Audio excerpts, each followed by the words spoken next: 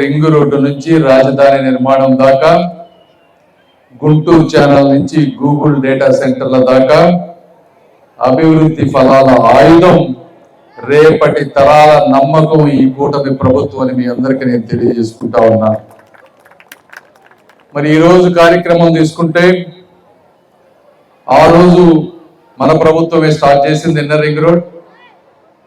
గత 5 సంవత్సరాల్లో ఎందుకు దీన్ని టచ్ చేయలేకపోయారనేది కూడా మీరు తెలుసుకోవాలి. ఎందుకంటే అక్కడ దాదాపు 380 మంది నివాసం ఉంటా ఉన్నారు ఎప్పటి నుంచో. ఈ రాష్ట్రంలో ఎవరికైనా సరే ఈ విధంగా పేదలు ఒక ప్రాంతంలో నివాసం ఉంటే వాళ్ళని టచ్ చేసి వాళ్ళకి ఒక సిస్టమేటిక్ గా వేరే ప్రాంతంలో నివాసం ఇచ్చి గొడవలు లేకుండా ఆ ప్రాంతాన్ని ఖాళీ చేయాలంటే దానికి దమ్ము ధైర్యం ఉండాలి, చేసే పట్టుదల ఉండాలి, ఎట్లా చేయాలో తెలిసి ఉండాలి. అవన్నీ చేయటం చేతగాక దాన్ని పూర్తిగా వదిలిపెట్టారు.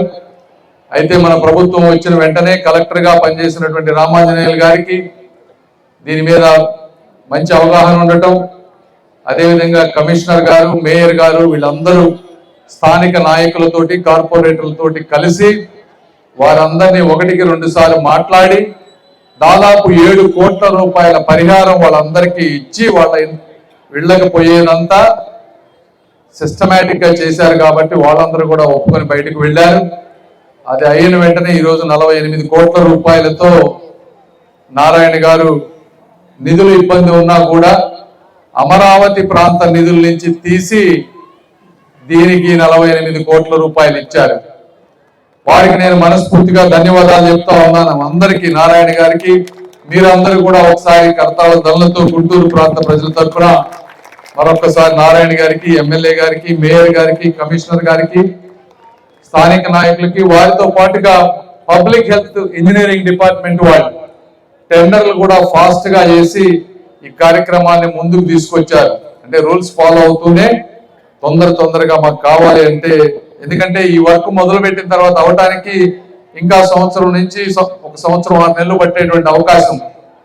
ఎందుకంటే ఇది కేవలం రోడ్డు కాదు, రోడ్డుతో పాటు సెంటర్ గా అండర్ గ్రౌండ్ డ్రైనేజ్, పక్కన డ్రైనేజ్ కాలువలు పెట్టి అద్భుతమైన రోడ్డు అయిపోతా ఉన్నారు. అంటే చాలా మంది ఇక్కడ ఉన్న వాళ్ళు, కార్లు లేని వాళ్ళు అనుకోవచ్చు ఆ రోడ్డు వస్తే నాకేంటి అని. ఎన్నో అభివృద్ధి ఫలాలు జరుగుతాయి ఒక రోడ్డు వస్తే. ఎందుకంటే పల్నాడు నుంచి వచ్చే వాళ్ళందరూ కూడా సిటీలో నుంచి వెళ్లకుండా ఈ రోడ్లో నుంచి వెళ్ళిపోతారు. ఇప్పుడు అమరావతి డెవలప్ అవుతుంది. అమరావతికి రేపు ఆ ప్రాంతం నుంచి కొన్ని వేల వాహనాలు వస్తాయి క్యాపిటల్ కి. వెళ్ళేటప్పుడు చుట్టుపక్కల ప్రాంతాల వాల్యూస్ పెరుగుతాయి, కొత్త బిజినెస్లు వస్తాయి.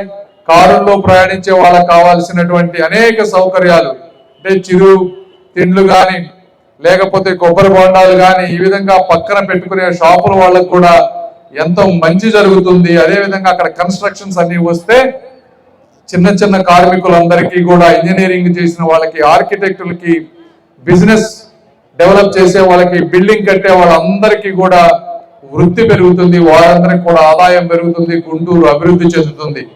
కాబట్టి ఇన్ని ప్రయోజనాలు ఉన్నాయి. కాబట్టే 1-4 సార్లు మేమందరం కూర్చొని చేయటం మాకు కూడా ఆనందంగా ఉంది. మీరు గుంటూరు ప్రాంతంలో చూస్తే గత 30 సంవత్సరాల్లో ఎన్నో ఆగిపోయినాయి, ఎక్కడ కూడా ముందుకు వెళ్ళినటువంటి పరిస్థితులు లేదు. బ్రిడ్జిల దగ్గర నుంచి, ఆడిటోరియంల దగ్గర నుంచి, పార్కులు, అదేవిధంగా ఈరోజు చూస్తూ ఉంటే వాటర్ ట్యాంక్స్, మొన్న మేము వెళ్ళి చూస్తే వాటర్ ట్యాంక్స్ అన్నిటికీ కూడా పైన కప్పులు ఎగిరిపోయినాయి. 30-40 సంవత్సరాల క్రితం కట్టినటువంటి వాటర్, అందులో ఫంగస్.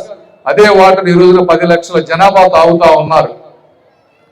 దానికి కూడా ఒక్కొక్క ట్యాంకర్కి 5 కోట్ల రూపాయలతో 7 ట్యాంకర్లు 35 కోట్ల రూపాయలతో ఈ రోజు మనం శంకుస్థాపన చేసాం. అవి కూడా 1 సంవత్సరంలో ఈ వాటర్ ట్యాంకర్స్ అన్ని కూడా, ఈ స్టోరేజ్ ట్యాంక్స్ అన్ని కూడా కొత్తగా తయారవుతాయి. ఇవన్నీ ఎందుకంటే గత ప్రభుత్వంలో పాలకులు, ఇవి కూడా మీకు కూడా తెలియవు, అక్కడ ఏ వాటర్ వస్తుందో మీకు ఎవరికి కనిపించవు కాబట్టి, వ్యక్తిగతంగా ఉపయోగం ఉండదు కాబట్టి, వాటి వల్ల ఓట్లు రావు కాబట్టి వాటి గురించి ఎక్కువ మంది ప్రజాప్రతినిధులు పట్టించుకోరు. అయితే మీకు నిజంగా సేవ చేయాలంటే మీకు కావాల్సినటువంటి, ఇప్పుడు చూస్తూ ఉంటే ప్రతి చిన్న కాలనీలో కూడా ఈరోజు సిమెంట్ రోడ్లు వేస్తా ఉన్నాం. అంతకుముందు ప్రభుత్వం ఉన్నప్పుడు సిమెంట్ రోడ్లు పడ్డాయి, మళ్ళీ ఈరోజు అన్ని ప్రాంతాల్లో సిమెంట్ రోడ్స్ వేస్తా ఉన్నారు. సైడ్ డ్రైనేజ్ అన్ని కడతా ఉన్నారు. ఆగిపోయిన బ్రిడ్జిలన్నీ ఈరోజు మనం కడతా ఉన్నాం, హాస్పిటల్స్ ని ఇంప్రూవ్ చేస్తా ఉన్నాం. అదే విధంగా ఇక్కడ కావాల్సినటువంటి స్పోర్ట్స్ ఫెసిలిటీ ఒకటి, పార్కులు అడుగుతా ఉన్నారు, వాటికి కూడా డిపిఆర్లు అన్ని సిద్ధం చేస్తా ఉన్నాం. త్వరలో ఇంకొక సంవత్సరం రోజుల్లో పార్కులు కూడా మీరే చూస్తారు, శంకుస్థాపన చేస్తాం.